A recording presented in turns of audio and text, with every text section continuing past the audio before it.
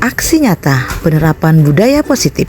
Saya Rulianti SPD, calon guru penggerak Angkatan 10 Kabupaten Bogor dari SMP Negeri 4 Cibinong. Assalamualaikum warahmatullahi wabarakatuh. Terima kasih kepada Ibu yang sudah hadir memenuhi undangan Ibu Ruli dalam rangka pemaparan materi calon guru penggerak Angkatan 10 tahun 2024. Diseminasi budaya positif bersama kepala sekolah dan guru. Pada yang terhormat Bapak Dede Permana SPD di Persada. Bismillahirrahmanirrahim. Alhamdulillahirrahmanirrahim. Asyhadu an la ilaha illallah wa asyhadu anna Muhammadar Rasulullah. Puji dan syukur marilah kita panjatkan kepada Allah Subhanahu wa taala. Alhamdulillah pada hari yang berbahagia ini kita masih diberi kesempatan untuk berkumpul dalam kegiatan menghadiri diseminasi rekan kita Ibu Ruli yang insya Allah ini merupakan tahapan dari guru penggerak yang mengambil tema yaitu penerapan budaya positif di sekolah. Mudah-mudahan kita bisa mengikuti kegiatan ini dengan serius dan bisa mengambil nilai positif dari apa yang akan disampaikan. Lanjutkan pada acara berikutnya itu pemaparan materi penerapan budaya positif di sekolah oleh Ibu Rulianti SPD. Ada Ibu Rulianti SPD di Persada. Warahmatullahi wabarakatuh. Yang terhormat Bapak Kepala SMP Negeri 4 Cibinong, yang kami hormati Bapak PKS, dan yang teristimewa dan saya banggakan Bapak Ibu guru hebat SMP Negeri 4 Cibinong. Selamat pagi. Salam dan bahagia. Terima kasih lewat Bantar Gebang. Terima kasih sudah datang. Bapak dan Ibu semua, sekali lagi saya mengucapkan terima kasih atas berkenan hadir di kegiatan saya di diseminasi penerapan budaya positif di sekolah. Jadi selain saya sebagai salah satu tugas dari calon guru penggerak Angkatan 10, ini juga adalah bagian dari program sekolah itu untuk penerapan budaya positif. Dan saya melihat memang ini kalau kita sama-sama nanti mengikuti kegiatan budaya positif ini, kita akan membentuk sekolah yang luar biasa. Kalau semua Bapak dan Ibu guru semua bisa menjalankan sesuai apa yang sudah kita sudah ada yang dalam materi ini, kemudian kita mempraktekannya.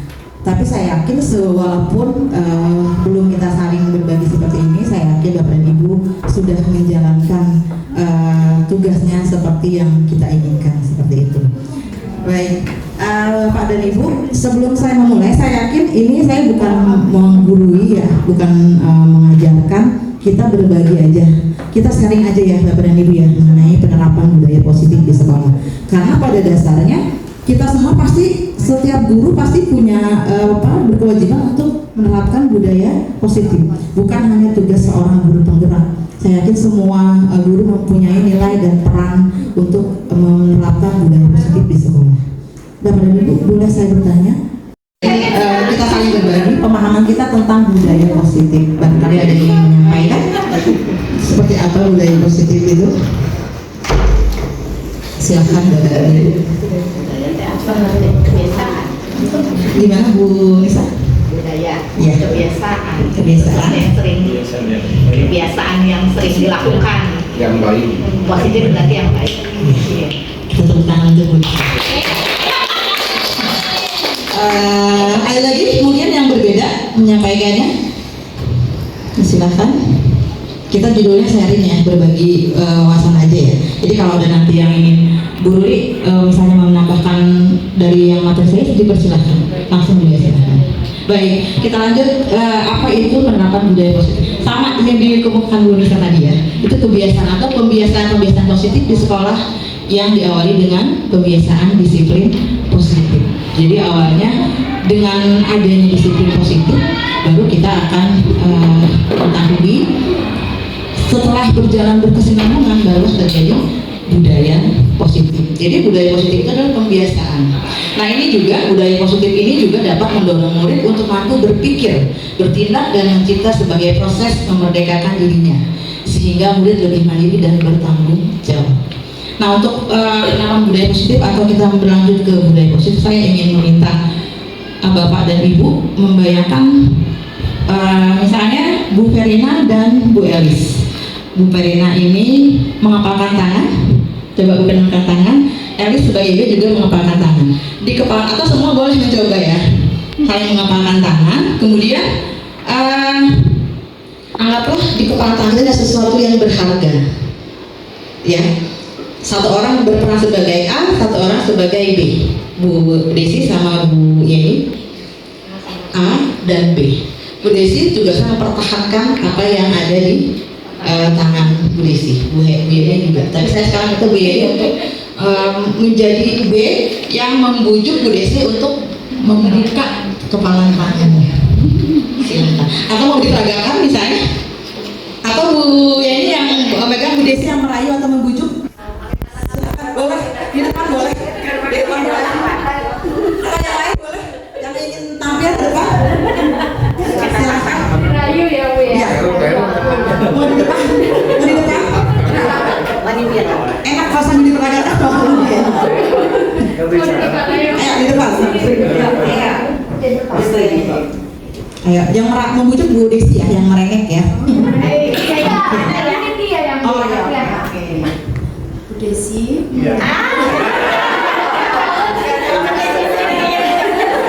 Tindakan yang pertama itu yang baik dulu ya Bu. Desi, boleh saya ingin tahu dibuka dulu tangannya, apa yang ada di tangan Ibu? Perhatian saya. Kita berbagi dong Bu, mungkin ada sesuatu yang bisa saya manfaatkan dari apa yang Ibu berikan. Gimana ya?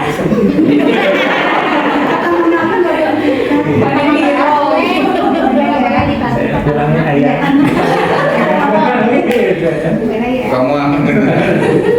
Terus Masih belum boleh Bu, boleh tahu alasannya kenapa? nanti pada suatu saat jika memang sudah maka saya sudah Tapi saya penasaran Ibu. yang sekarang Boleh sedikit saya korek-korek gitu. bisa ya pakai glue nih, pakai glue potong-potong. Harus sampai ini tidak melakukan.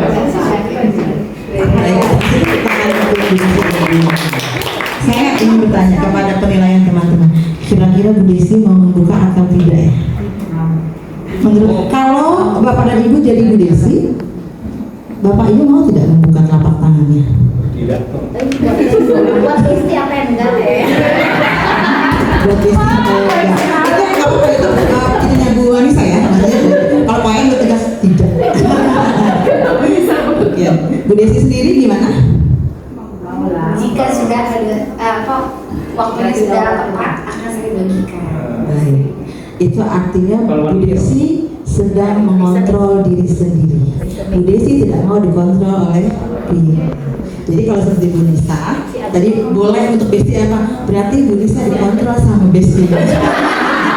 Seperti itu.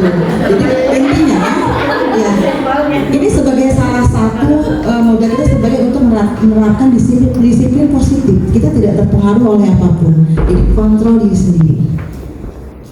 Nah, jadi bahwa semua perilaku itu memiliki tujuan. Seperti tadi misalnya Bu Desi ya, ketika dia bersikeras tidak membuka, atau ketika Pak Yang langsung tidak. Nah, itu berarti kita orang yang teguh tidak mau dikontrol oleh orang lain, seperti itu. Jadi sebenarnya pada dasarnya semua orang tidak mau dikontrol oleh orang lain, betul nggak?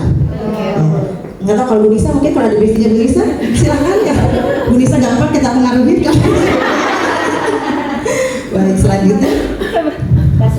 Nah di sini ini juga adalah yang kita ada beberapa hal yang ternyata tidak tepat ya menurut dari William Glasser dalam teorinya kontrol teori, bahwa di sana ilusi guru mengontrol murid. Jadi kemarin pernah waktu penyampaian visi misi ada ya yang menyatakan ini. Murid itu seseorang yang bisa kita bentuk sesuai dengan yang kita inginkan. Betul? Tidak? Saya pernah ya kemarin ya? Iya. Bapak Ibu setuju tidak seperti itu? Tidak sepenuhnya seharusnya. Kalau mengikuti teori kontrol. Jadi sebenarnya dasarnya murid itu mereka juga sudah punya kontrol sendiri. Kalau dia mengikuti kontrol dirinya, dia akan langsung ingat. Misalnya dia sudah punya disiplin sendiri, dia sudah mempunyai kontrol sendiri, tidak perlu Bapak dan Ibu guru mengatur kita, kamu harus begini. Nah, tadi ingat ya, secara kontrol teori itu memiliki tujuan seperti itu. Tapi kalau murid sudah punya kontrol diri, dia sudah tahu bagaimana yang harus dilakukan seperti itu. Kemudian juga ini ilusi bahwa semua penguatan positif efektif dan bermanfaat. Ternyata ada nanti hal-hal yang positif tapi kurang efektif untuk menekankan kedisiplinan. Nanti akan dijelaskan berikutnya. Kemudian di sebuah kritik dan membuat orang merasa bersalah dapat menguatkan karakter. Kita kadang-kadang suka terbawa ya, kita ada merasa ingin seseorang itu merasa bersalah gitu. Itu untuk menguatkan karakter itu juga sudah tidak tepat. Yang selanjutnya adalah ilusi bahwa orang dewasa memiliki hak untuk memaksa. Ini juga sering kali terjadi, mungkin antara guru sama murid atau kita kepada adik kita, ya, kepada anak kita ada kecenderungan bahwa orang dewasa itu bisa mengontrol anak yang lebih di bawah usia kita. Ternyata itu adalah ilusi ini dibantah oleh William Glasser itu tidak atau kurang tepat seperti itu. Baik. Nah jadi baru kalau kita sudah bisa mengontrol diri, barulah kita bisa menerapkan disiplin positif dalam diri kita. Jadi kalau kita berbicara disiplin, kita pasti akan berbicara mengenai sikap dan kesan taat kepada sesuatu, kemudian percaya terhadap nilai-nilai yang merupakan tanggung jawab diri kita masing-masing.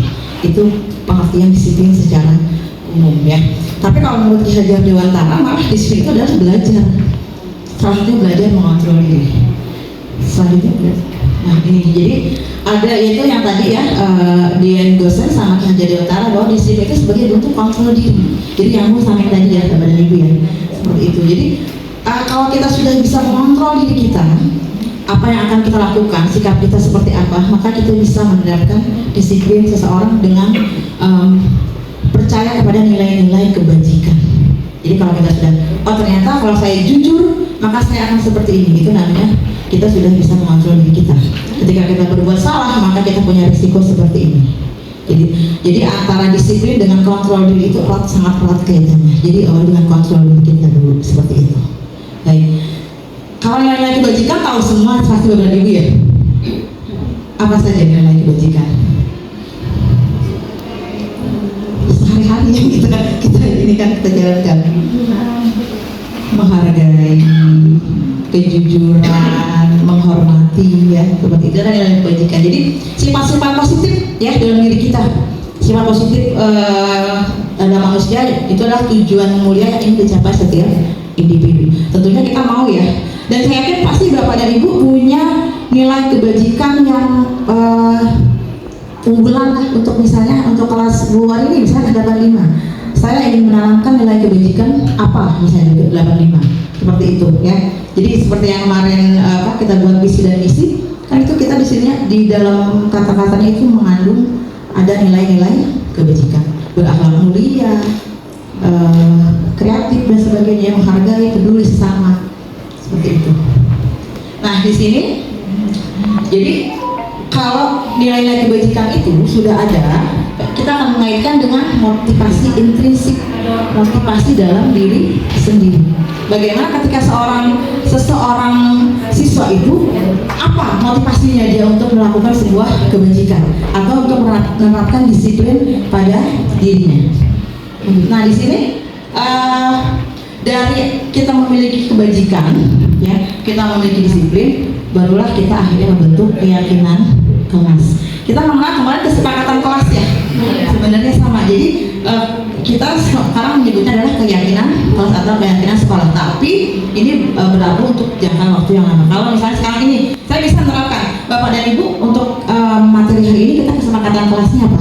Itu misalnya disiplin atau misalnya saling menghargai, peduli, misalnya seperti itu. Jadi ini adalah bagaimana kita lihat sekarang dari ketika anak sudah meyakini tentang nilai kebajikan, ketika anak sudah bisa mengatur dirinya, kita akan bisa membentuk bagaimana keyakinan kelas. Bedanya keyakinan kelas dengan peraturan sekolah apa Bapak dan Ibu? Sama tidak? Bedanya apa? Kalau keyakinan kelas, kesepakatan kelas saja. Kalau peraturan sekolah, seluruh siswa. Bedanya keyakinan sekolah dengan peraturan sekolah? Kalau keyakinan dia sudah tertanam dalam dirinya akan budaya positif itu. Kalau peraturan, nggak semua anak bisa meyakini kalau peraturan itu baik bagi dirinya. Terima kasih. Jadi sebenarnya sedikit berbeda ya. Peraturan itu sifatnya ekstrinsik dari luar. Jadi kalau misalkan kebanyakan kita gini, peraturan sekolah satu tidak boleh mengapa dan sebagainya, itu berarti yang menentukan dari sekolah. Adakah murid dilibatkan? Tidak. Bisakah murid protes? Tidak. Jadi berbeda dengan keyakinan kelas atau keyakinan sekolah. Jadi kalau keyakinan itu kan lebih abstrak ya. Jadi kalau keyakinan kelas itu kan dibentuk bersama ya atas dasar kesepakatan bersama seperti itu. Kemudian sayangnya saya kemarin tidak jadi ya untuk mengambil video dengan siswa kelas 8 untuk membuat keyakinan kelas. Kalau saya ya, karena memang belum paham bagaimana membuat keyakinan kelas, jadi ayo langsung anak kita bikin keyakinan bersama gitu. Ternyata setelah dilihat kita harus juga murid memahami dulu perbedaan seperti tadi. Anak-anak tahu nggak apa peraturan kelas dan keyakinan kelas gitu. Biasa mereka, Bu nggak boleh begini seperti itu. Nah jadi sekarang itu kan searah ya, namanya dari atas, dari sekolah ke siswa. Kalau keyakinan kelas itu kita bersama membentuknya seperti itu. Jadi di awal kita sebelum memberikan langsung membuat keyakinan kelas, kita mengajak murid-murid untuk peraturan-peraturan seperti apa yang ada. Kemudian di sini kita juga, jadi setelah anak tuh memberikan masukan, kita melihat di kelas dulu, kelas kita seperti apa. Jadi misalnya kelas 8 berapa Bu Desi? 89 ya. 89 Bu Desi ini tanya ke siswanya, kelas 89 itu seperti apa? Misalnya ini Bu, si ini datang terlambat terus, si ini suka menggodain saya, ini kerjanya nyontek seperti itu kita kumpulkan dari beberapa curhatan mereka, curhatan pendapat itu. Jadi di sini ada mereka tuh biasanya nulis kita beri sticky note itu ya, kasih sticky note mereka nulis biasanya. Itu tapi kalau sudah jadi ini baru curhatan dulu. Dari curhatan mereka kita minta pendapat mereka, kelas impian seperti apa, kalian maunya seperti apa gitu. Ya jadi mereka menyampaikan tuh saya maunya kelas kita ini bla bla bla, biasanya seperti itu. Kalau udah ini sudah terkumpul, kita mendengarkan catatan, baru kita menampung aspirasi mereka dengan catatan tidak boleh ada kata negatif. Misalnya tidak boleh mencontek ketika ujian, berarti harusnya mengerjakan ujian secara mandiri atau secara jujur. Nah itu ada nilai kebajikan, ya nilai kebajikannya itu adalah kejujuran. Nah itu yang akan kita jadikan keyakinan 1 poin, keyakinan kelas. Jadi keyakinan kelas ini tidak harus banyak semua anak kita tampung. Jadi nanti kita pilih setelah kita membaca satu persatu yang di sticky note itu. Nanti kita lihat ada beberapa hal yang sama pasti ya. Di teman-teman itu ada bahasa yang sama. Kemudian kita lihat pasti ada juga mereka pasti masih menggunakan kalimat negatif. Dari kalimat negatif itu kita rubah menjadi kalimat positif seperti itu. Kalau sudah positif baru kita kumpulkan kira-kira yang mendekati mana, barulah kita mulai ambil salah satu. Misalnya datang hadir tepat waktu, atau misalnya tidak terlambat ke sekolah, berarti kita rubah ya, berarti hadir tepat waktu. Nanti kita ambil nilai kebajikannya apa di situ, bertanggung jawab, seperti itu. Jadi nggak usah banyak-banyak, itu paling hanya beberapa ya, boleh 3 sampai 7. Jadi kita hafal. Nanti ketika kita misalnya anak itu melanggar, kita hanya ingat, ayo kamu sudah melanggar keyakinan kelas yang mana, misalnya seperti itu. Oh iya Bu, saya tadi kan berantem nih misalkan anak, berarti saya tidak menghargai teman, seperti itu. Jadi kita anak yang gitu ya, karena ini kesepakatan bersama seperti itu. Jadi kalau bisa didokumentasikan. Baru setelah selesai semua setuju, kita ambil beberapa poin, barulah kita menandatangani keyakinan kelas. Jadi kita punya bukti otentik ya, ditandatangani oleh seluruh siswa dan seluruh wali kelas. Baru tercapailah sebuah keyakinan kelas yang sudah disepakati bersama oleh kelas 8 misalnya seperti itu. Di bawahnya ada tanda tangan wali kelas. Paham Bapak dan Ibu? Barangkali ada masukan yang menambahkan, saya persilahkan. Ada yang berbagi? Boleh nanya? Boleh Pak. Jangan susah ya Pak, saya juga sedang belajar. Mungkin tadi sudah jelas ya tentang keyakinan kelas. Ada pendapat bahwa membuat keyakinan kelas itu tahapannya dari kesepakatan, kemudian dijadikan keyakinan. Karena kalau tidak sepakat belum tentu yakin. Nah, itu yang perlu dimulai dari mana dulu, membuat kesepakatan kelas dulu. Karena kalau misalnya langsung ke keyakinan kelas, tahapannya agak terlewat mungkin, karena tidak semua dari kita dan anak-anak sudah paham itu tentang keyakinan. Makanya dimulai dari kesepakatan, membuat kesepakatan dan membentuk atau menyusun kerangka yang tadi kalimat-kalimat positif gitu. Nanti akan disepakati. Mungkin seperti itu ya kalau misalnya diurutkan. Terima kasih Pak ya. Kita tepuk tangan juga Pak ya. Jadi Bapak dan Ibu tadi seperti saya di awal ya, bahwa kita sebelum ke kelas itu kita di awal itu sudah membentuk kesepakatan kelas. Di antaranya dengan tadi mengumpulkan hasil curhatan mereka, impian mereka tentang kelas, itu sudah merupakan kesepakatan kelas bersama. Kemudian diwujudkan jadi sebuah kalimat. Nanti kalau sudah sepakat dari kesepakatan tadi, barulah itu yang disebut dengan keyakinan kelas. Seperti itu ya kayaknya. Oke, baik. Terus tambahan juga bahwa keyakinan kelas itu bisa ditinjau ulang Bapak dan Ibu ya. Jadi tidak hanya tidak baku, misalnya dalam waktu 3 bulan ternyata ada hal yang tidak sesuai atau ada yang ditambahkan, itu bisa kita jadikan tambahan kembali seperti itu. Bisa ditinjau ulang. Baik, di sini ketika seorang murid itu melakukan sebuah kegiatan, sebenarnya saya mau tanya dulu Bapak dan Ibu hadir di sini itu karena apa?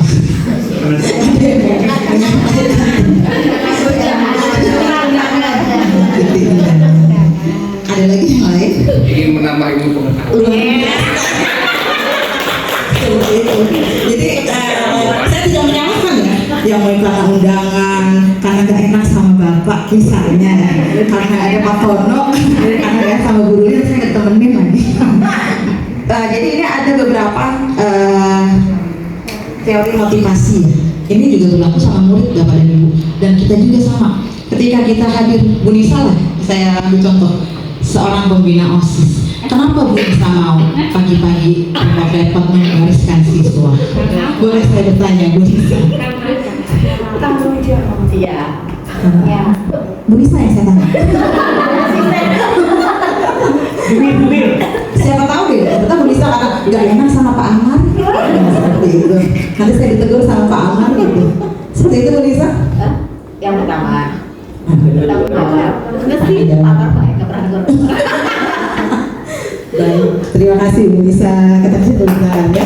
Jadi intinya sama, setiap murid, guru, siapapun pasti ada beberapa hal yang apa sih yang bikin mereka melakukan sebuah kedisiplinan atau menerapkan nilai kebajikan.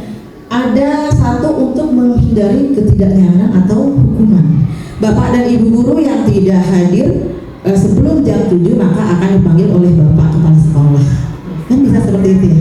Jadi mau tidak mau harus hadir di sekolah sebelum jam 7. Tapi itu akan bertahan lama atau tidak? Ketika Bapak kepala sekolahnya mutasi akan bertahan lama. Yang kedua, untuk mendapatkan ibarat atau penghargaan. Guru 5 datang pagi soalnya biar dipuji, dia yang paling rajin. Itu.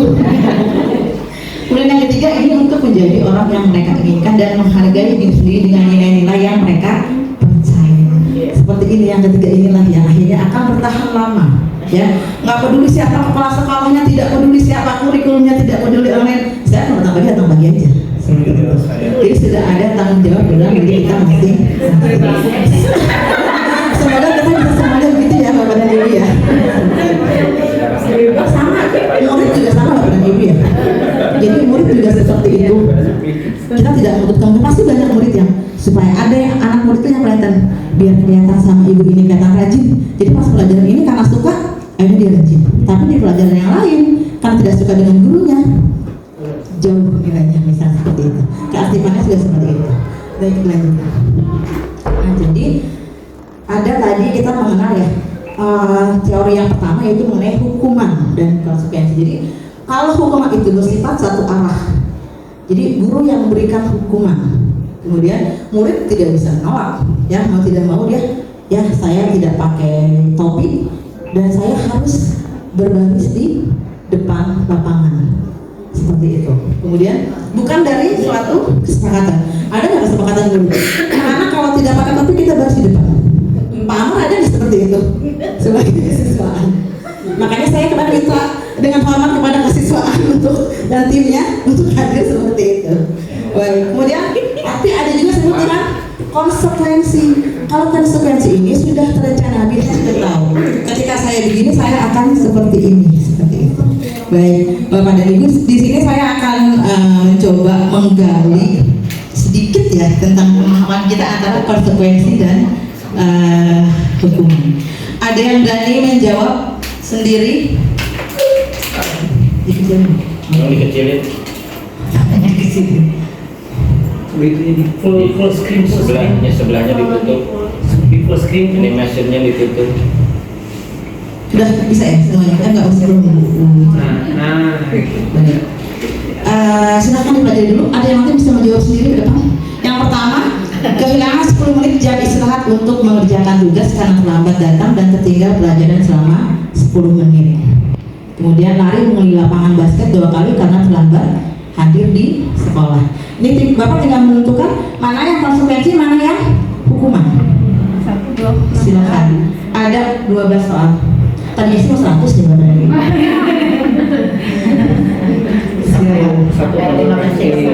Dibagi nanti buat ke depannya. Catat berapa teman? Satu hukuman. Satu konsekuensi. Ke depannya nanti biar sendiri ya. Jadi jangan bersama-sama. Ayo silakan.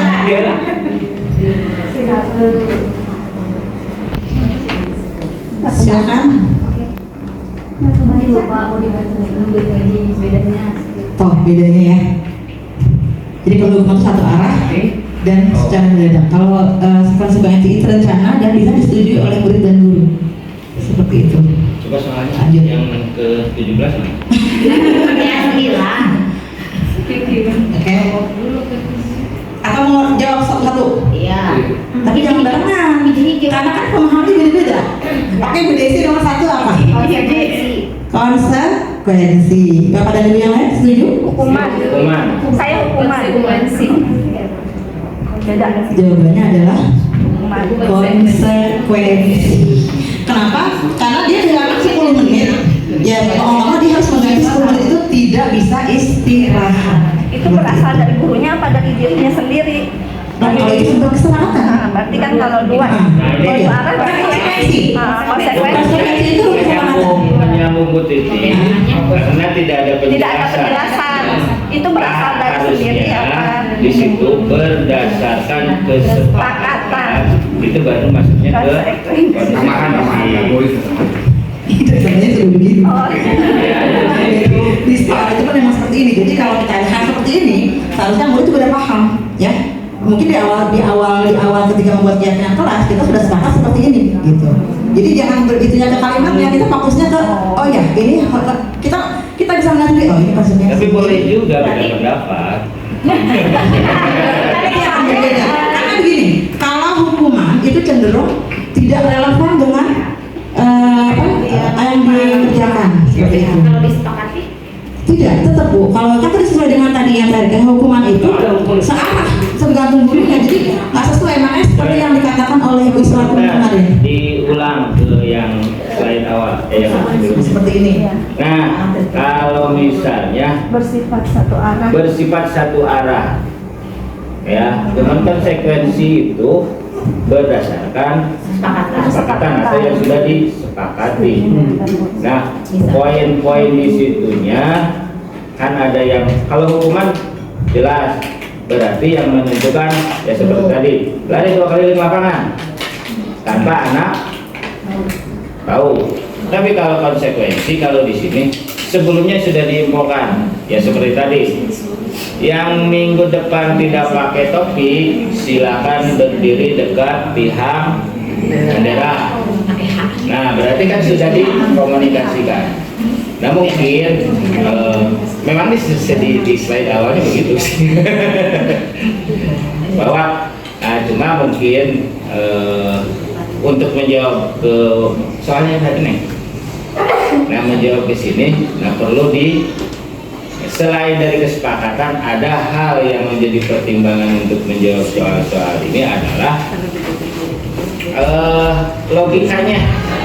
Berarti logikanya seperti kehilangan 10 menit diganti dengan 10 menit. Itu maksudnya ke konsekuensi.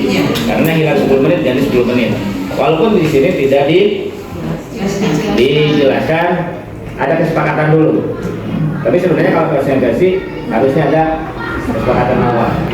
Kemudian lari 2 kali ruang karena terlambat hadir. Nah, di situ kan nggak disebutkan hadirnya berapa menit keterlambatannya. Nah, kenapa lari 8? Nomor 2. Karena terlambat. Nah, berarti kan di situ tidak bisa dikatakan konsekuensi karena makanya ini soal nomor 2 ini apa gitu makanya. Nah, sekarang yang nomor 2. Nah, makanya yang nomor 2 itu hukuman. Maksud Bu Titik, saya mau menjelaskan yang maksud Bu Titik karena saya sedikit punya ilmu dalam gitu ya. Jadi maksud Bu Titik itu karena ada kata dasar kesepakatan di sini tidak muncul. Nah, saya mau menjelaskannya logikanya walaupun tidak ada kesepakatan karena dia 10 menit hilang berarti harus diganti 10 menit. Walaupun harus didasari tadinya dengan kesepakatan gitu. Jadi sebenarnya Bu Titik ya bukan karena kita berdasarkan kayak yang tadi. Paling tidak kan anak juga sudah paham konsekuensinya ketika seperti ini. Ketika misalnya nanti ada beberapa soal deh sama seperti itu. Kalau misalnya dia tanya ya, kalau konsekuensi sama hukuman itu bedanya gimana? Kalau misalnya konsekuensi apa harus timbul dari diri dia sendiri? Misalnya saya ingin misalnya saya telat 10 menit. Saya sadar saya telat 10 menit. Saya menggantinya dengan apa? Nanti Bu, nanti kita hanya dasarnya dulu tentang konsekuensi dan hukuman. Jadi sekarang ini pemahaman kita dulu terhadap konsekuensi hukuman. Kira-kira kalau menurut jawaban Ibu ini hukuman atau konsekuensi? Dan saya yakin murid juga akan paham ya. Mungkin ketika sambil kita berpikir nih misalnya ya, ketika memanggil sambil dijelaskan saat itu juga bisa seperti itu. Jadi intinya di sini adalah relevan atau tidak antara pelanggarannya dengan kesalahan seperti itu. Makanya kalau yang relevan kita ada sebuah konsekuensi seperti itu. Baik, lanjut yang kedua ya. Lari menemui lapangan udah jawab tadi Pak Yayan ya. Itu adalah hukuman. Yang ketiga, mencatat 1 kali dalam buku kalimat saya tidak akan terlambat lagi karena terlambat ke sekolah. Hukuman atau konsekuensi? Konsekuensi. Karena paling relevan itu adalah ketika menulis terlambat melalui catatan seperti itu. Kemudian berdiri di depan kelas sambil mengangkat kaki kalau tidak bisa menjawab pertanyaan itu jelas ya, ini hukuman. Kemudian yang kelima, membersihkan catatan di pos di meja tulis konsekuensi. Yang keenam, sama ini sebenarnya konsekuensi. Yang ketujuh, konsekuensi. Yang kedelapan, ini yang dulu saya juga pernah melakukan seperti ini. Saya banyak hal yang seperti ini. Oke, selanjutnya ini juga zaman saya SMP sering karena sepatunya warnanya beda, kita ambil sepatunya anak bertelanjang kaki. Itu juga adalah hukuman. Kemudian membersihkan sekolah karena mematahkan pensil, hukuman. Lari mengelilingi lapangan selama 10 menit untuk pelajaran cuci otak, konsekuensi karena itu olahraga ya. Mereka juga sudah lari, teman-temannya biasanya. Yang terakhir, membersihkan tumpahan air di meja tulis karena tersedia pada saat belajar. Konsekuensi dari pengulangan untuk kita semua. Ya, mudah-mudahan kita bisa menerapkan ke murid mulai hari ini dan selanjutnya seperti itu ya. Jadi harus punya apa ya yang kira-kira Yang saya bingung waktu itu juga sempat jadi kadang tuh ketika yang Bu Iswatun ceritanya yang paling teringat banget yang ketika upacara anak di depan. Aduh, apa dong yang bisa membuat anak itu jerah gitu sebenarnya ya. Ternyata memang kita tidak boleh memberikan hukuman seperti itu. Namanya mempermalukan dan itu tidak diperbolehkan. Jadi ketika anak merasa tidak nyaman dengan hukuman itu, dia boleh misalnya mengajukan keberatan sebenarnya. Ketika kita memberikan hukuman, ini nggak relevan kalau saya nggak bawa topi, ngapain sih di depan harus barisnya di depan gitu. Nah, kita harus cari jalan keluarnya seperti apa. Misalnya mungkin ada masukan yang lain teman misalnya, ya paling menulis itu aja harus membawa topi, atau mungkin kita serahkan ke wali kelasnya. Nanti wali kelasnya melihat berapa kali dia melakukan kesalahan. Kita serahkan bagaimana penanganan dengan wali kelasnya seperti itu. Sepakati Bapak dan Ibu. Mudah-mudahan kita bisa seperti itu. Karena kita juga kan karena emosi ya di kelas tiba-tiba anak tidak mengerjakan tugas di luar, kamu kerjakan di luar gitu. Padahal itu sebenarnya tidak sesuai ya. Atau kamu di depan lapangan, hormat lapangan sampai jam 12 seperti itu. Nilainya sepele tapi ternyata memang itu dampaknya luar biasa. Akan membuat mental anak menjadi jatuh ya. Mereka akan menjadi tidak percaya diri selanjutnya. Mungkin kesimpulannya adalah antara konsekuensi dan hukuman itu berbedanya adalah harus relevan dengan perbuatannya. Iya, jadi masuk di akal. Jadi tidak, masuk di akal apa yang kita berikan seimbang dengan perbuatannya. Iya, jadi kita harus berpikir keras apa ya yang kira-kira sesuai dengan, jangan sampai kita melakukan kesalahan ketika anak itu berbuat salah dalam waktu satu kali misalnya ya, dia betul-betul tidak mengerjakan, mungkin karena bukunya tertinggal dan betul-betul kita kadang-kadang suka hilap ya, pokoknya marah aja bukunya anak ya, tidak mengerjakan tugas berarti kamu salah di luar, tidak usah ikut pelajaran itu. Nah seperti itu yang tidak masuk di akal sebenarnya. Pasti Bapak Ibu pernah ya seperti itu, bukan cuma saya. Selanjutnya, baik di sini. Boleh bertanya Bu Nuril? Silakan Bapak. Terima kasih. Memperhatikan apa yang disampaikan tadi kaitannya dengan budaya positif. Banyak penekanannya kepada siswa. Apakah budaya positif ini hanya berlaku kepada siswa atau berlaku kepada seluruh warga sekolah? Kalau kita ingin semuanya baik-baik saja, sebenarnya makanya penerapan budaya positif di sekolah, bukan penerapan budaya positif bagi siswa di sekolah. Berarti berlaku untuk semua Bapak dan Ibu guru seperti itu. Jadi selama atau mungkin dengan warga sekolah ya. Selama ini kita objeknya kepada siswa semua. Iya, seperti itu. Padahal semuanya seharusnya adil kan ya. Iya. Pada siswa juga kepada kita. Ada peran guru, ada peran murid seperti itu. Kita lah malah yang lebih dominan ya. Yang harus utama itu menerapkan budaya positif itu adalah kitanya dari gurunya. Ketika gurunya sudah melakukan penerapan budaya positif di sekolah sehari-hari, datang tepat waktu ke kelas tepat waktu, izin paling tidak misalnya tidak ada kepentingan kepada siswa, itu akan menumbuhkan rasa penghargaan juga dari siswa. Berarti harus seperti itu. Gitu.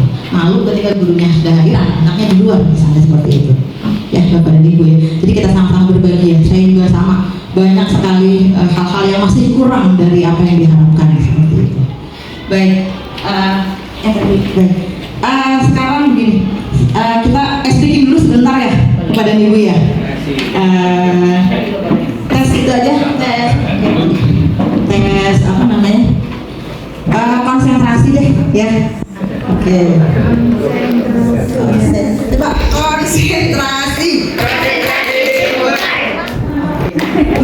Juara emang. Oke, Bapak dan Ibu. Intinya gampang sih sebenarnya ya, sedikitnya. Ikuti instruksinya, ya. Ikuti instruksinya. Instruksinya sampai yang pertama. Mangga, Bapak. Terima kasih ya, Pak. Siap. Baik, Bapak dan Ibu. Ini jempol. Yang ini telunjuk. Yang ini dan yang ini adalah kelingking. Ini jempol, yang ini telunjuk, dan yang ini adalah kelingking. Ini Jempol. Siapa yang jawab jempol? Jempol. Jempol. Ini tadi instruksinya ini jempol. Yang ini telunjuk. Dan yang ini kelingking. Kita kasih tepuk tangan, kita kasih tepuk tangan. Karena udah yang bagus, tadi biasanya gini.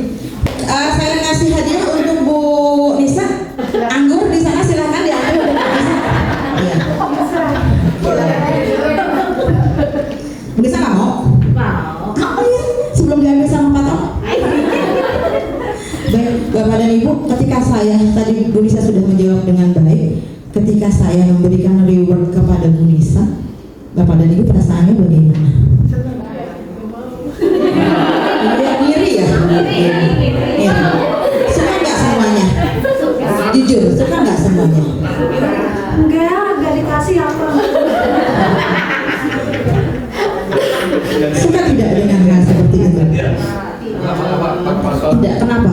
Bu Elis? Kenapa tidak suka?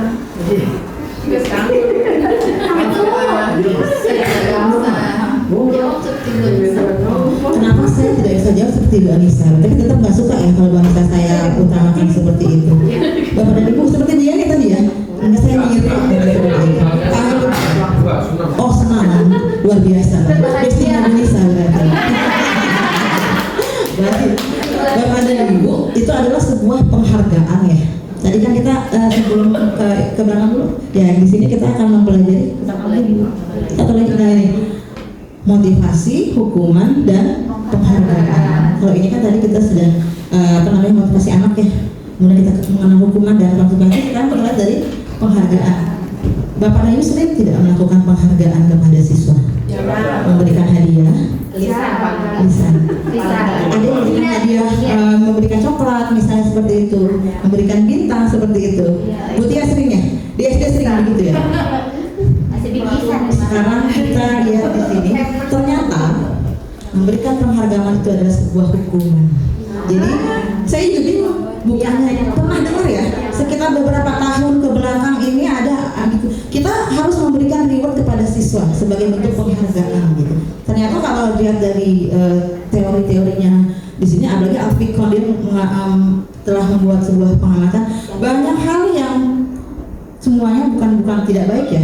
Ada hal-hal yang kurang tepat ketika kita menggunakan penghargaan. Jadi penghargaan itu sebenarnya banyak hal yang merugikan siswa juga. Di antaranya pengaruh jangka pendek dan jangka panjang. Jadi ketika kita memberikan penghargaan, anak-anak besok yang bisa menjawab pertanyaan ibu akan ibu beri hadiah. Anak-anak berlomba-lomba, ya seperti itu. Tapi ketika kita tidak memberikan hadiah, anak-anak berlomba tidak. Jadi jangka waktunya hanya jangka waktu yang pendek seperti itu. Terus kemudian itu juga akan menimbulkan perpecahan. Seperti tadi misalnya, saya ngiri, walaupun mungkin Bu Yeni bisa aja bercanda, tapi ya, di siswa mungkin terjadi seperti itu. Ya, apalagi misalnya anak yang ranking 1 dapat hadiah, ranking 2 ya tidak, misalnya itu yang paling merasa terhukum itu yang ranking 2. Padahal saya sedikit lagi loh ranking 1 gitu. Itu akan berdampak yang anak yang tadinya misalnya tidak diberi penghargaan, padahal saya cuma kurang 1 tapi nggak dikasih hadiah. Itu dia akan menjadi mentalnya akan jadi down juga seperti itu dan tidak termotivasi untuk belajar lebih baik. Nah, ini hasil pengamatan ya dari Alfikon. Terus ada juga yang mematikan kreativitas malah ya. Ada di sini Alfikon ini dia malah mengamati dari mahasiswa yang melakukan penelitian. Nanti ketika sesudah tidak ada penghargaan yang mereka dapat di kejuaraan, selesai sudah kreativitas mereka. Bahkan tidak pernah lagi membuat sesuatu karena tidak ada lagi penghargaan seperti ini. Atau misalnya Bapak dan Ibu misalnya di sini ya, kita dikasih guru berprestasi misalnya seperti itu ya, dikasih hadiah oleh kepala sekolah gitu. Semuanya berlomba harus datang pagi, jamnya harus jam segini, membuat program sebaik-baiknya. Tapi ketika penghargaannya habis, kecuali orang-orang yang memang sudah ada dalam dirinya ya, tidak semua orang seperti itu soalnya. Orang yang sudah bertanggung jawab, mungkin dia akan tetap menjalankan seperti itu. Tapi sebagian besar akan, udah nggak ada ini seperti itu. Jadi hal-hal seperti ini ya, penghargaan itu menghukum, kemudian ini akan mematikan motivasi dalam diri yang akhirnya akan redup ya. Udah, saya nggak mau lagi seperti itu. Paling kita misalnya sama-sama sepakat tadi seperti yang bisa bilang ya, kita paling hanya bisa ya memberikan pujian paling seperti itu ya. Dan pujian itu juga jangan terlalu berlebihan. Emang kamu paling cakep, paling pintar, paling hebat di kelas ini. Nah seperti itu. Itu juga hati-hati ya.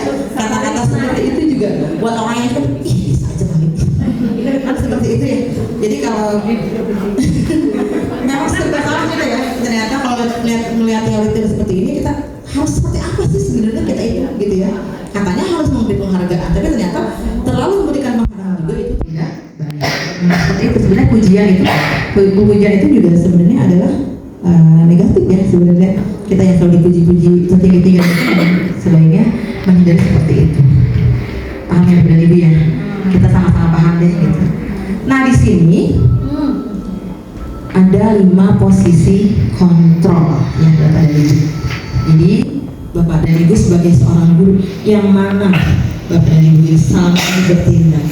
Yang pertama penghukum ya. Jadi guru yang untuk itu biasanya seperti ini. Ada suara tinggi, bahasa tubuhnya ngata melot, kemudian unjuk-unjuk. Nah itu adalah guru yang menghukum seperti itu ya. Pokoknya Ibu nggak mau ketika kamu mengerjakan tugas tidak sesuai dengan Ibu, keluar dari kelas itu. Hukum ya. Akhirnya apa? Dampaknya kepada murid. Dendam dia ya. Saya nggak terima dibuat seperti itu. Kemudian jadi akhirnya murid malah melakukan suatu hal yang bersifat agresif. Jadi menjawab tadi pertanyaannya tadi ya, yang menghukum itu, yang menghukum bahwa hukuman itu memang tidak sebaiknya dilakukan gitu. Apalagi hukumannya yang tidak relevan. Paling kita hanya bisa memberikan konsekuensi. Ini juga sama yang kedua. Saya juga sering melakukan si pembuat merasa bersalah. Ya. Ketika saya sering ini, tujuan saya sih sebenarnya bagus ya, anak dipanggil. Kamu berbuat seperti nggak kasihan sama orang tua kamu. Orang tua kamu sudah membiayai dong. Saya sering begitu Bapak Ibu. Jujur saya sering melakukan kadang-kadang. Kasihan loh orang tua kamu sudah membiayai kamu. Itu dalam diri anak akan menimbulkan rasa bersalah. Kamu nggak malu orang tua kamu sampai dipanggil ke BK seperti itu? Gitu. Nah seperti itu juga tipe guru atau posisi kontrol guru sebagai pembuat rasa bersalah. Ya tidak ada yang disalahkan ya Bapak dan Ibu ya. Tidak ada yang menyalahkan. Oh Bapak ini salah, Pak Herul saya sebagai penghukum salah, tidak menyalahkan. Cuma kita merenung aja, kita di posisi seperti apa ya di dalam menangani masalah siswa itu gitu. Jadi efek dari adanya penerapan budaya positif di sekolah. Yang kedua, yang ketiga adalah teman. Kita sering ya sama teman, kerjain dong, biar ibu senang atau gimana nanti ibu kasih loh. Biasanya itu adalah sebagai teman. Dan banyak guru-guru muda biasanya gitu ya, anak guru PJOK biasanya gitu ya, sama anaknya. Ayo cepat sama nih, biar ini gitu seperti itu. Itu adalah posisi kita sebagai teman. Tapi teman ini bisa dia nama akrab ya. Kemudian dia bahasa tubuhnya juga misalnya sambil dijadain. Ya kerjain ya, jangan sampai enggak misalnya gitu. Itu bagus, cuma di sini dapat positifnya bagus, dia itu bisa memberikan apa? Senang ya, murid senang, akrab nyaman. Tapi ada juga kadang-kadang murid itu merasa, apalagi di SMP ya, gitu, merasa apa? Gede rasa ya, seperti bangga. Akhirnya tenang aja, ada bu ini yang bikin saya mengajarkan. Ketika misalnya ada masalah pelajaran PKN apa tenang aja, ada Bu Mulia, nanti Bu Mulia yang ini atau curhat ke Bu Mulia, Bu saya dimarahin 4 tahun oleh PKN gini-gini seperti itu. Jadi salah satunya juga seperti itu ya, mendekatkan itu enak sama teman itu kita bagus ya untuk dekat dengan teman. Hanya yaitu salah satu dekat dengan teman, dekat dengan murid seperti itu. Cuma permasalahannya seperti itu kadang ya, kita tidak sadar kadang menciptakan murid itu jadi merasa tidak ada jarak dengan murid seperti itu. Kemudian yang keempat adalah pemantau. Ini salah satu yang dianggap lebih baik ya. Teman sudah agak lebih baik karena hasil negatifnya ini kalian adalah pemantau. Jadi di sini datang dan pemantau. Di sini hanya cenderung kayak tadi, kamu kenapa seperti ini? Jadi memantau kegiatan murid. Kenapa melakukan seperti ini? Alasannya seperti apa gitu. Harusnya kamu begini itu adalah posisi kontrol seorang guru sebagai pemantau. Yang kelima adalah sebagai manajer. Inilah yang terbaik sebenarnya sebagai manajer ya. Kalau kita sudah bersifat sebagai manajer, kita ketika murid berbuat salah itu murid akan menemukan solusinya ya. Jadi bukan kita yang mengarahkan kamu begini-begini, tidak seperti itu. Jadi hanya mencari jalan keluar ya. Jadi fokusnya pada murid, bukan untuk kesenangan kita ya. Jadi murid itu berubah untuk dirinya gitu, untuk dia bisa tahu, oh ya saya supaya tidak terlambat maka saya harus berangkat pagi. Itu kesadaran dari murid masing-masing. Semoga bisa menjadi pemantau atau manajer ya teman-teman semua ya. Bisa kepada menerapkan itu, posisi kita adalah sebagai manajer kepada murid gitu, seperti itu. Nah ini untuk mengatasi permasalahan kita mengenal sebenarnya restitusi. Itu untuk menang. Kita sering dengar ya, apa sih restitusi itu gitu. Jadi di situ ada segitiga restitusi, namanya tahapannya ada. Yang pertama itu menstabilkan identitas, kemudian validasi tindakan yang salah, dan yang ketiga itu adalah menanyakan keyakinan. Tadi keyakinan kelasnya tadi yang sudah kita buat seperti itu. Ya, jadi menstabilkan identitas, kemudian validasi tindakan dan menanyakan keyakinan.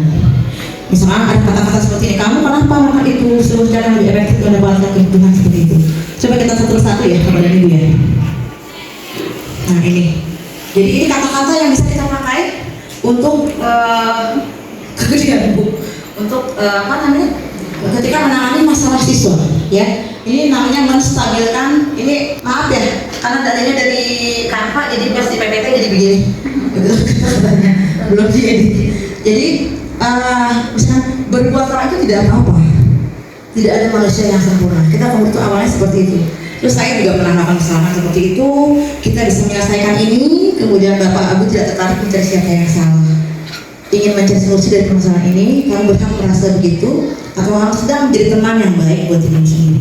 Itu kata-kata ini bisa kita pakai untuk menstabilkan identitas di awal kita berbicara kepada siswa. Yang kedua, ini validasi tindakan yang salah. Kita bisa misalnya ya, ketika anak melakukan kesalahan, kita bilang gini, padahal kamu sudah baik, kamu datang terlambat, kamu tidak kabur aja udah bagus. Nah itu adalah menstabilkan validasi tindakan yang salah. Tapi ibu masih salut sama kamu tetap datang ke sekolah walaupun terlambat. Padahal kamu bisa aja ya, ketika terlambat ke sekolah, kamu kabur gabung sama teman-teman nongkrong di jalan. Itu termasuk validasi tindakan yang salah. Atau ibu yakin ketika kamu datang terlambat, pasti kamu punya alasan kenapa kamu datang terlambat, seperti itu. Kemudian kamu patut bangga pada dirimu sendiri karena kamu telah melindungi sesuatu yang penting buat, misalnya ya bu, saya kan datang terlambat misalnya karena saya harus mengurusi adik saya dan sebagainya, seperti itu kan, ada aja alasan seperti itu ya. Atau misalnya di sini kalau kamu boleh mempertahankan sikap itu, tapi harus kamu mendapatkan sikap yang baru. Misalnya ya, oke kamu sibuk ngurus ini, terlambat nggak apa-apa, tapi perlahan-lahan kamu bisa merubah kamu menjadi tidak terlambat gitu. Yang ketiga, nah baru kita menanyakan keyakinan atau seek the belief ya. Apa yang kita percaya sebagai kelas atau keluarga ini di dalam lingkungan ya, ketika di kelas itu kita seperti apa gitu, seperti itu. Kemudian apa nilai umum yang kita telah sepakati, berbalik lagi ke kesepakatan atau keyakinan kelas, seperti itu. Terus ini kalau ini masalah kelas ya, kalian betul. Jadi kalau untuk masalah pribadi itu juga seperti itu ya Bapak dan Ibu. Selanjutnya kita lihat ini adalah video saya, video tentang penanganan masalah segitiga restitusi. Nanti dulu. Jadi di sini saya ceritakan kasusnya. Jadi ini contoh aja udah Ibu ya. Kasusnya ini ceritanya di sini Nisa sama Azura itu berebut tugas ya, karena Azura sudah mengerjakan tugas, Nisa tidak mengerjakan tugas dan Nisa marah sama Azura dan merobek kertasnya Azura. Akhirnya mereka saya ajak ke ruang tidak di depan siswa. Kita tangani masalah di ruangan kita. Nah, Bapak Ibu mungkin ini sedikit skenario dari saya, mungkin Bapak Ibu bisa membuat skenario sendiri kalau misalnya nanti saya coba ya, misalnya ya bikin kasus seperti apa. Baik, silakan disimak Bapak dan Ibu.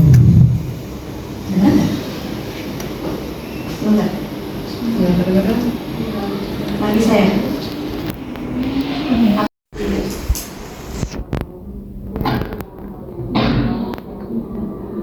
Nah ini sudah ke menanyakan keyakinan kelas.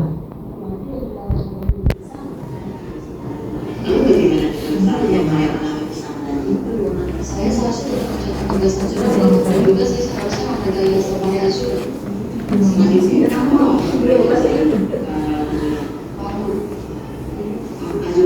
Apa yang saya lakukan untuk memperbaiki kesalahan? Saya mau tugas saya baik seperti semula Bu. Saya kan juga butuh biaya untuk mengerjakan tugas itu. Nggak mungkin saya minta biaya lagi buat biaya.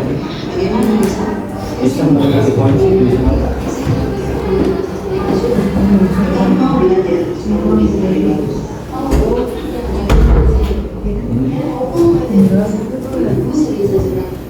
Makasih Azura. Ini menentukannya ya. Kalian berdua seperti ini. Seluruh kalian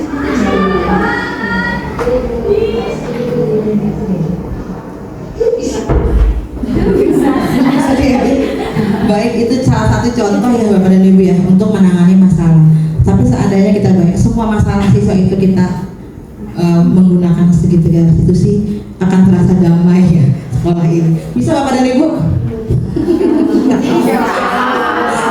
Setiap ada masalah ya seperti itu gitu kita menanganinya sebaiknya gitu.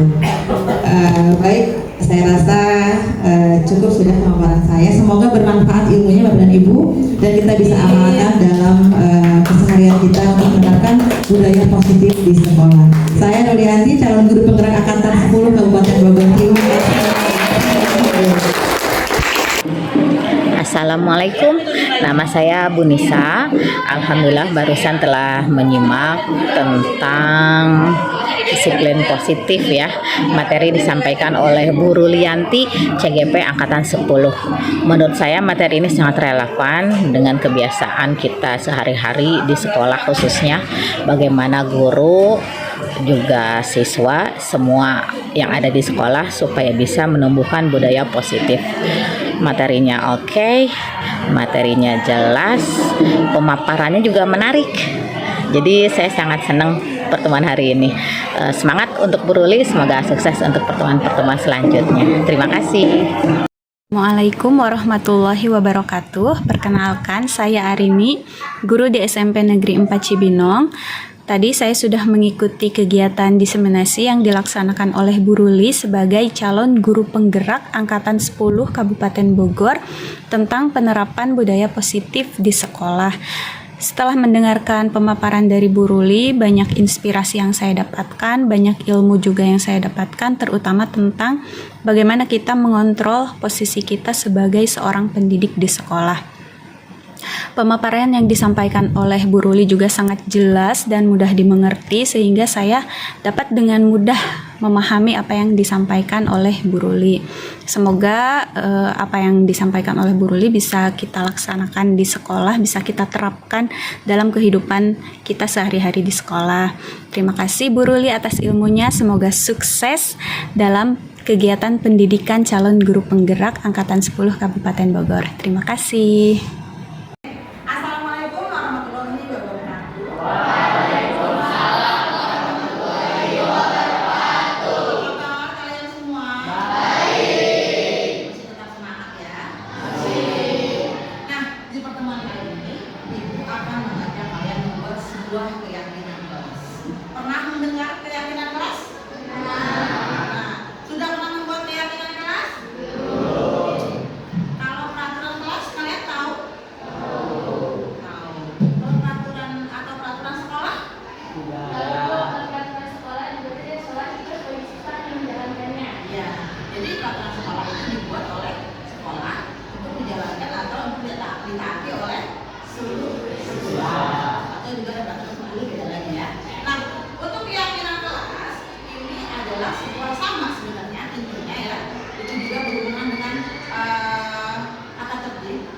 dalam terdapat beberapa nilai-nilai kewajiban.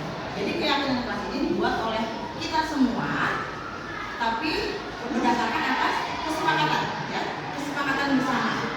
Keyakinan kelas itu tidak boleh ada kata negatif, ya. Baik. Nah sekarang menurut kalian, kelas kalian ini, gambaran kelas kalian itu sejauh seperti apa? Ada yang mau menjawab pertanyaan ibu? Acungkan tangannya. Coba. Menurut kalian kondisi kelas kalian itu seperti apa selama ini? Ayo angkat tangannya. Ya, Kristina. Siapa lagi? Kakak, satu lagi. Reza. Baik. Oke. Tunggu. Ya, bagusan ke saya apa bagusan ke itu? Terkadang seringkali ketika guru sedang menjelaskan suka ada yang berbicara ibu atau ngobrol sama teman sebangku. Ya Bu, di kelas ada beberapa anak murid yang pemalas dan saya salah satunya. Saya Bu, ketika jam kos banyak yang bermain game dan banyak yang keluar-keluaran. Ketika dikasih tugas oleh guru dan tidak masuk kelas, pada mengerjakannya bareng-bareng. Nah, tadi kita sudah mendengar ya apa yang teman-teman sampaikan baru di kelas ini. Itu baru 3 orang ya. Kalau mungkin kalian semua menyuarakan, mungkin akan lebih banyak lagi. Teman-teman kalian sudah menyampaikan kondisi kelas kita seperti apa. Nah, sekarang ibu mau tanya, kalian pasti punya apa ya, keinginan atau punya impian maunya kelas itu seperti apa? Baik, silakan. Ada yang mau berpendapat? Iya. menciptakan kelas yang bersih dan terjamin keamanannya agar semua peralatan kelas tidak hilang. Kalau saya sih pengennya kelas yang siswanya solid. Kalau bisa solidnya tuh ke yang arah positif, bukan yang negatif gitu. Terus sama kelas yang kelas yang bisa menaati tata tertib, sama kelas yang bisa menghargai gurunya.